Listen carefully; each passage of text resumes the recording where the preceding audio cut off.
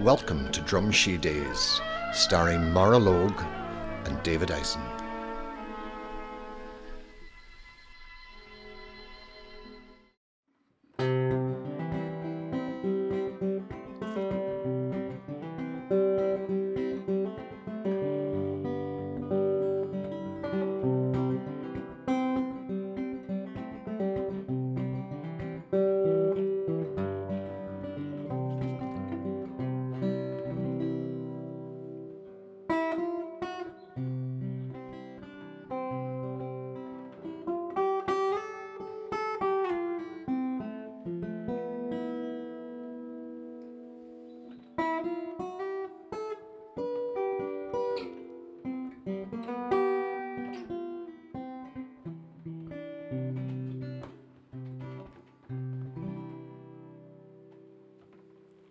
Nora Gallagher back with yous again, and inviting you to spend some time in Drumshee, that wee hidden gem of a place in the heart of Donegal.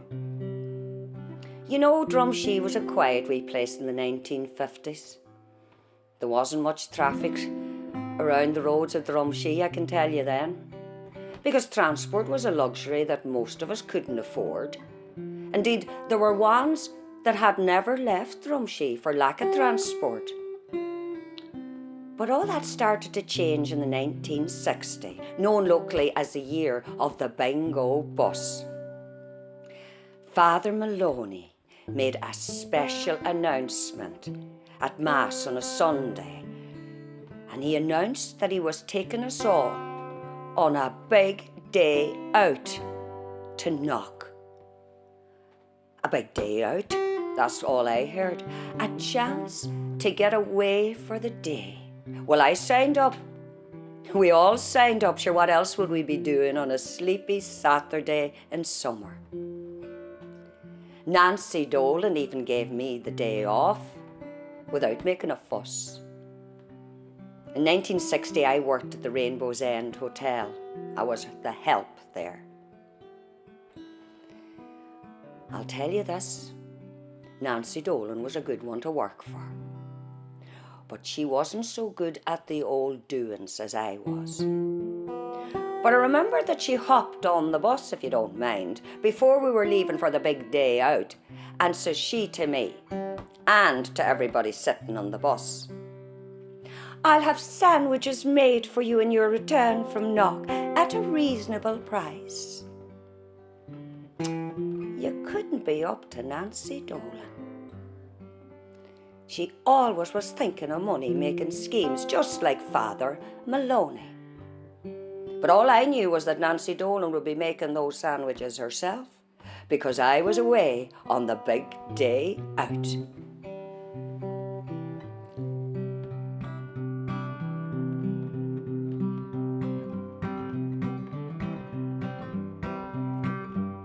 I'm going down the road feeling fine.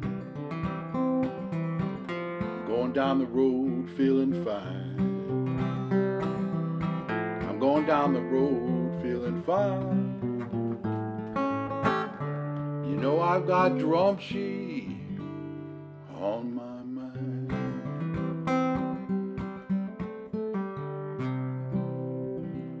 Oh, the big day out was all the talk in Drumshee. But I have to say it was a wee bit daunting for some of the older ones who booked a seat. I mean, some of the creathers booked a seat on account of the pressure applied by Fr Maloney. He had made another announcement to say that if all the seats on the bingo bus weren't filled, that the trip wouldn't be happening at all. So they booked the seats so as not to upset him. I mean, an example of somebody who really shouldn't have gone to Knock was Sleepy Susie. You know, Sleepy Susie, she lived with the father over by the meadows near the spring well. Sleepy Susie had never been out at Drumshee, and she was well over 50. You see, poor Sleepy Susie had the curse of the sleeping disease. I mean, the poor critter. She'd fall asleep anywhere, anytime. She could be eating her soup. She could be knitting her banging socks or going to the well for water. Now, people around and about knew of her sleepy ways, and they looked out for her.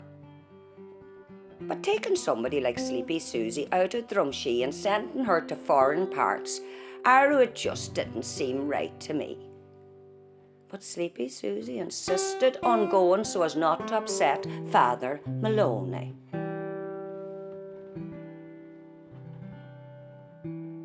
At least half deaf in one ear, Mary T had Jimmy Rua the Red to keep an eye out for her. The happy couple, late developers in love, they commandeered the front seats of the bus, and that was on account of poor Jimmy Rua the Red and him being a bad traveller. An ailment that only took hold once he started doing the big line out with Mary T, the only woman in Drumshee to have a car. Now, it might have been something to do with her driving skills, but I'm saying nothing. You know, you've always got the latecomers. The last two stragglers to arrive was Kate and Ailish O'Malley of the O'Malley clan. Mammy O'Malley was sending the pair of them to Knock to get Our Lady to intercede and get them sober men to marry. Well, I remember seeing the two of them coming down the brae with their welly boots on and the slingbacks in their hands. The hair rollers in, because you see the set wouldn't be set until the hair rollers came out, and that was when we were in slow traffic going along Sligo town. Well, I watched them hopping on the street, taking the booties off and putting on the slingbacks and then flinging the booties over Nancy Dolan's direction, shouting, "Hey, Nancy, will you take a hold of these and hold on to them until we come back?" It didn't matter what Nancy Dolan had to say because the two girls were on the bus already, clip-clopping down to the back. Well, oh aye, Rua, she was on the bus as well. I remember, Lord love her. She sat halfway down the bus so that she could keep an eye on the comings and goings up and down the aisle. Her as giddy as a goat and dressed to the nines. And I remember her whispering in my ear and her telling me that she had taken a wee nip of poteen to help her on the long journey ahead, in case her nerves would be stressed. But to my mind, she had taken a bit more than a sip, because once she'd settled on the bus, all she wanted to do was sing songs. And it was only 5 to 6 in the morning.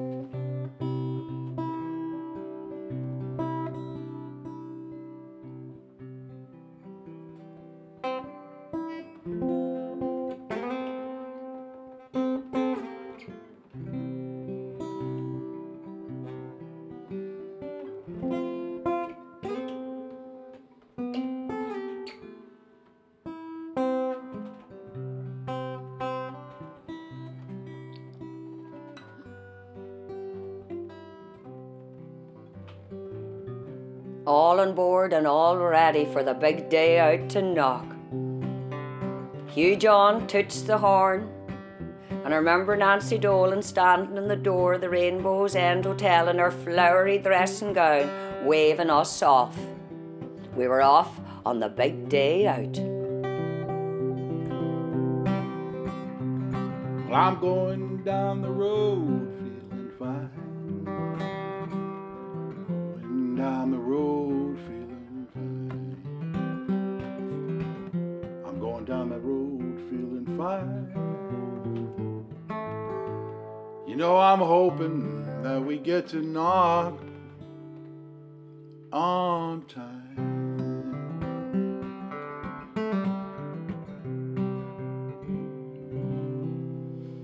Oh, I thought we'd never get out of County Donegal. Oh, the pothole roads and the windy bends didn't do a body any good. I was feeling a bit like Jimmy Rua the Red myself. Well, indeed, when I looked up at Jimmy Rua the Red sitting in the front row, I'll tell you, he didn't look too good. In actual fact, he looked pretty grey as we were passing the River Erne over Ballyshannon. And by the time we got to the west end of Bundoran, poor Jimmy Rua the Red was green and he was looking well anxious. Biddy Shan, she was sitting behind him in the bus. Do you think she noticed his predicament? Arrow divil the bit of her. because Betty Shan had only one thing in her mind, and that was sandwiches. She was rooting in the mala to get to her sandwiches. Oh, Betty Shan, now, there's a Knock success story for yous. Betty Shan had been to Knock 2 years before that with the relations and with the lumbago. And she came back from Knock with the relations and without the lumbago. It was a miracle. I mean, they're still talking about it yet. She even got a mention in the Holy Irish Messenger magazine. But poor Betty Shan, for all her piety, she hadn't put a schmacht on that one deadly sin called gluttony. Lord bless her, but she was fond of the eating, Betty Shan. And I'll tell you, by the time we passed Finner Camp, the hunger pangs had taken hold. She whipped out the egg and onion sandwiches and unwrapped them, much to the disgust of the merry widows who were sitting in the second row. Oh, they couldn't handle the stench of egg and onion. Well, right enough, you know, in a stuffy bus, it wasn't too pleasant. They take out the perfumey sprays from their handbags and they start spraying around them. Oh, poor Jimmy Rua the Red. The blend of egg and onion and perfumey smells it went straight to his stomach. Half deaf in one ear, Mary T had to shout, "Stop the bus!" Hugh John parked at the roadside and Jimmy Rua the Red got off in a jeopardy. I remember us all looking out the window at him, his head bowed, and him leaving a deposit on the roadside just as we crossed into County Leitrim. The poor fella was mortified, and I remember him getting back on the bus and him bright red with the shame of it all. But Rory McCann, Father Maloney's right-hand man, sitting in the front row of the bus with Father Maloney, decided to sing a song to distract us all from poor Jimmy Rua the Red's woe. Well, he's got the whole world in his hand, he's got the whole world in his hand, he's got the whole world in his hand, he's got the whole world in his hand. He's got the brothers and the sisters in his hand, he's got the brothers and the sisters in his hand, he's got the brothers and the sisters in his hand, he's got the whole world in his hand.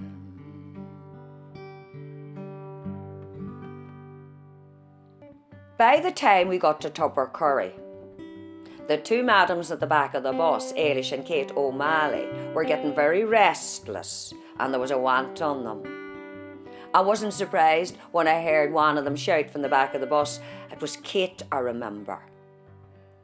Her shouting, "Father Maloney, I have to go to the ladies' toilets, honest to God I do, Father." Father Maloney, shocked at the mention of ladies, toilets and God in the one sentence, told Hugh John, the driver, to stop. And Hugh John stopped with a screech right in the middle of Tubbercurry town. The two girls clip-clop off the bus and right into a bar that was just opening its doors to the day. Well, we waited, and we waited, and we waited, until Father Maloney got so annoyed that he sent Rory McCann in to rustle the pair out again. But your Rory McCann, Father Maloney's right-hand man, wasn't a match for yon pair. In the end, the merry widows, Nan and Nabla, had to get off the bus.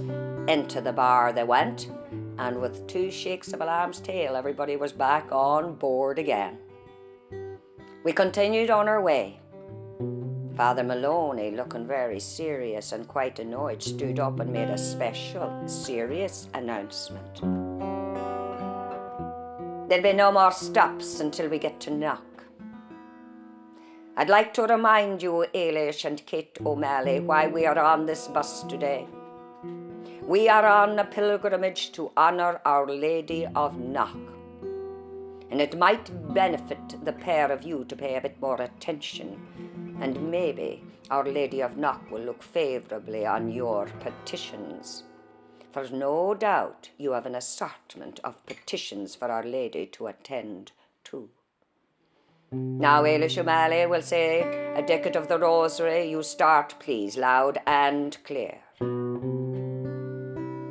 Arrow, now, says I to myself, have we started the praying already?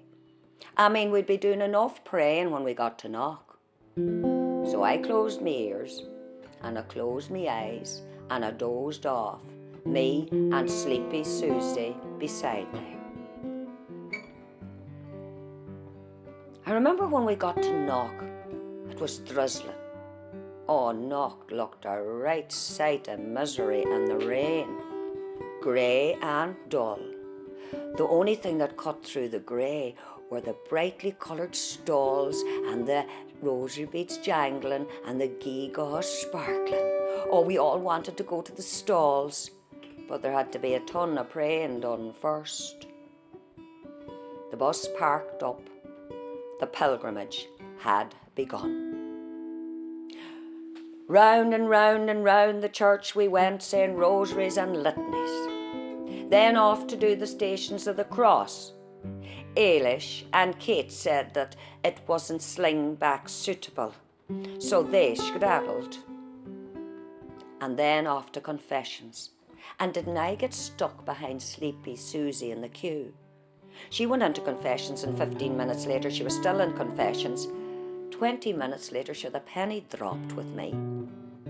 And I went over and I pulled back the curtain, and sure enough, there she was, her wee head leaning against the grill, a wee sanctified smile on her face, and her snoring gently.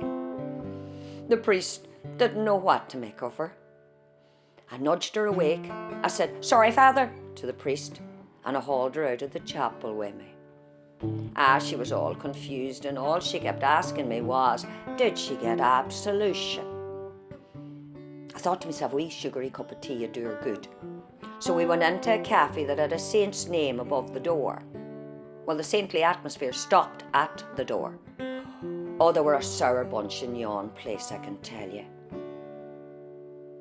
We had to go up to the counter to get served. I mean, you wouldn't get that in the Rainbow's End Hotel in Drumshee. You get table service with a smile there, because up in Donegal we have manners. We sat down with our scalding cups of tea because they only allowed 1 drop of milk on it when they served it at the counter. And once she came round and she was back to herself, we left yon cafe. And we headed straight over to the chapel again, because now it was time for Mass. The chapel was packed, solid, but I insisted that we squeezed our way in. I was bound to make sure that Fr Maloney saw the pair of us accounted for. As the Mass droned on, I started to daydream, as you do, and I started to think of me boiled bacon sandwiches waiting for me on the bus. And then when the brimstone and fire sermon was going on, I got thinking about Nancy Dolan, and I was wondering how she was doing with the sandwich making back up at the Rainbow's End Hotel. I could just see her in her fancy dress with the nail polish on and the lipstick on, and her cursing me for not being there to make those sandwiches. You couldn't be up to Nancy Dolan, you know. After the Mass, we all traipsed out to see the shrine where Our Lady appeared. Well, between myself and yourselves, do you know I was well disappointed? I mean, there were a few statues there, but there was no sign of herself. I was sure Our Lady in Knock would appear. After all, we had gone on a long journey from Drumshee down to visit her. I was disappointed, you know. So was Sleepy Susie. But we looked and we saw the stalls winking over at us. And we all made a dash with the last bit of energy we had for the big buy at the stalls. Well, I can tell you, religious paraphernalia at Knock is not cheap. Everything were far too expensive. I only left a smidgen of money behind me. I got a holy water font for my mother for the home house, and I bought myself a pair of ruby red glass rosary beads. Fancy do-da me. Suddenly it started to lash from the heavens, pouring down rain. We all made a fast dash back to the bus. I spied out of the corner of my eye poor sleepy Susie, her stuck standing in her sleepiness, 4 medals in her hand for buying, and the woman behind the counter not knowing what to make of her. I gave her a nudge, I woke her up, I paid for the medals, and I brought her back to the bus with me. Everybody on the minibus trying to get out of the wet coats and the wet scarves before we sat down. And just when we'd settled in, didn't Rory McCann say to Fr Maloney, his right-hand man, that we'd forgotten to get the holy water bottles filled. Coats back on again, scarves back on again, and back out into the lashing rain, and us not knowing where we were going. But sure, all we had to do was follow Biddy Shan, Donegal's knock poster girl, for she knew everything about knock. Now, I was waiting to see the holy well that sprung up after the apparitions, but there was no sign of a well at all. Guess what there was instead? Holy water taps. Well, weren't the mothering down in knock? Half of Drumshee didn't have taps for water, but here we had holy water taps. Well, I laughed when I saw it. We all filled our bottles at the taps, and we all ran in the rain, splish-splashing in the puddles back to the bus. Coats off again, scarves off again, and finally we were settled, all accounted for, and ready for the long journey back to the hills of Donegal. Rory McCann set the mood well when he sang this song.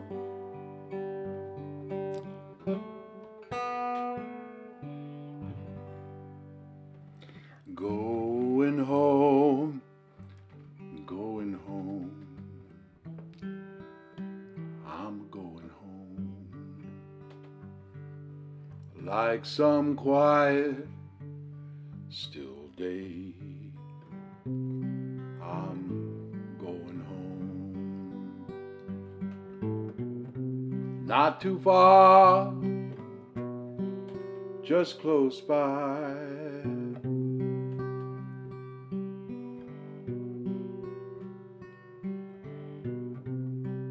Not too tired, no more crying, no fear, no more, 'cause I'm going home, going home. I am going home.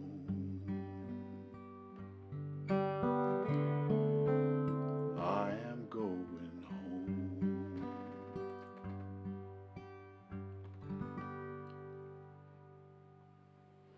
The Merry Widows, not wanting to be upstaged by Rory McCann, Fr Maloney's right-hand man, decided that we should say the rosary for a safe journey back to Drumshee. Well, that was me finished. They could pray all they wanted from Knock to Drumshee, but I was going to sleep, and that's what I did. The next thing I knew was sleepy Susie giving me the wee gunk. We had arrived back to Drumshee. I remember standing on the steps of the bus, looking over at the Rainbow's End Hotel, and there was a glow of friendly light coming from the window. Nancy Dolan was waiting for our return.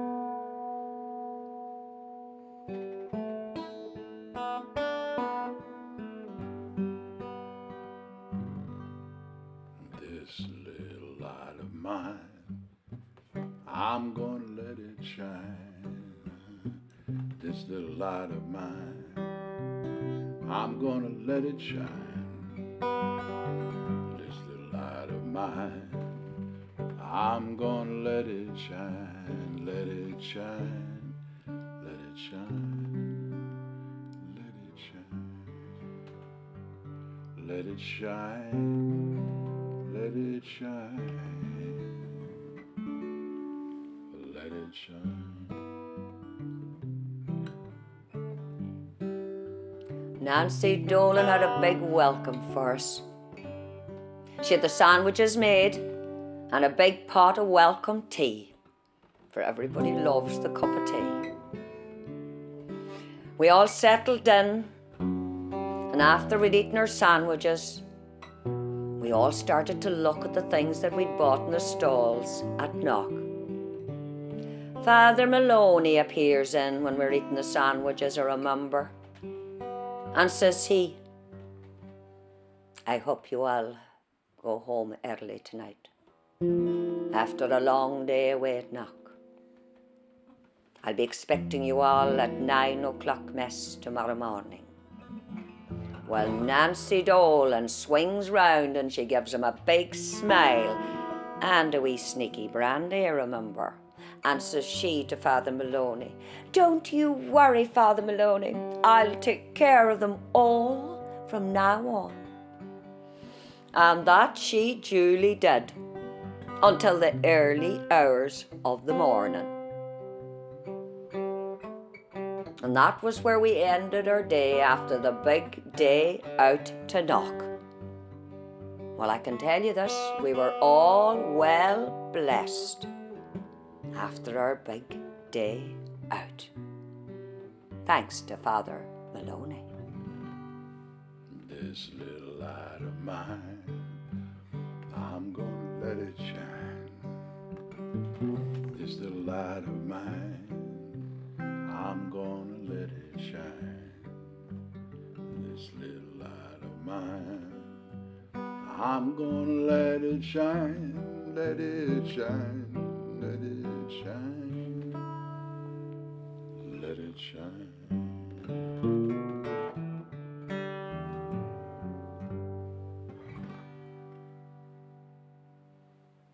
Well, there you have it, the big day out to Knock. We'll be back again next Friday at 8 p.m. with another story about transport. This time we're going to be looking at half-deaf in one ear Mary T and her driving skills in the story Going Nowhere Fast. So from himself and myself, EY, Slán agus Beannacht.